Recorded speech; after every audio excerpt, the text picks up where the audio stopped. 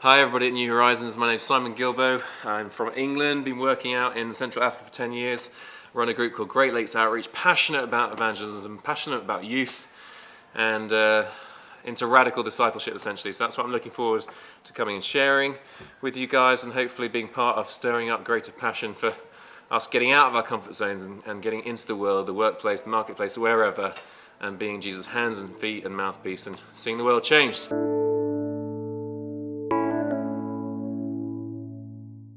I was born in Sussex. When I was 3, I moved to Algeria. My dad was a businessman. I spent 3 years there, then 6 years in France. Speak 4 languages. Learnt French there as a kid, which is good because when God called me to Africa, I could preach straight away in French fluently. I then went to boarding school. I went to Harrow, so I'm a posh toff essentially.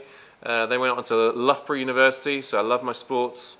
And I went into business, executive development position, and from there got a very dramatic call out to Burundi, where I spent the last 10 years. Currently residing in America, and who knows what comes next.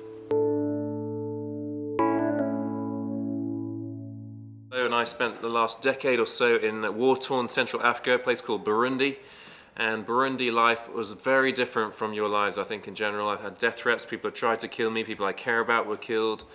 I'm 39 years old. I didn't think I'd get to the age of 30, didn't think I'd have the chance to get married and have kids. All those things have happened. I've got a wife, got 3 children. To me, life's a gift. If you think you're going to die tomorrow or next week, you're not going to waste your time. So those are the sort of lessons that I've learned in a very extreme environment that I'm going to try to come and share with you and see what we can learn together.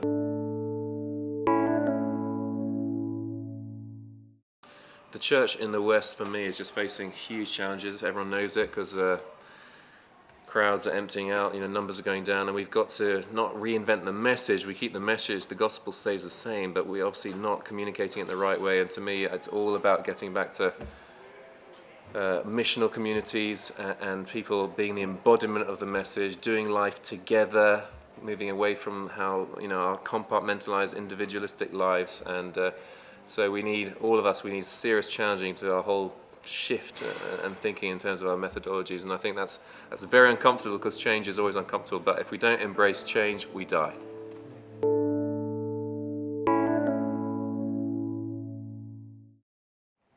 I think my biggest influences were Scripture Union, going to youth camps there and getting a very crystal clear presentation of the gospel, a coherent understanding of what it meant to follow Jesus.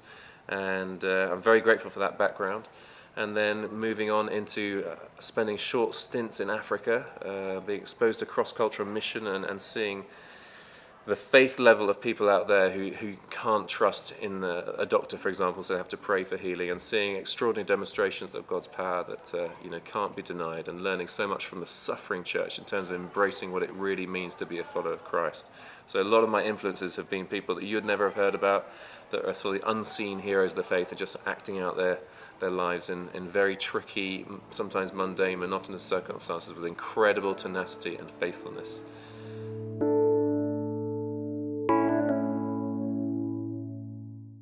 Being a disciple of Jesus Christ for me means simply trying to live day by day in the active realization of his journeying with me, trying to listen to what he's saying, to do what he's calling me to do, to be obedient, to move out beyond my comfort zone, because our temptation is always to play it safe. So to embrace risks for his glory, and to do that in the context of journeying with other people and seeing his kingdom come.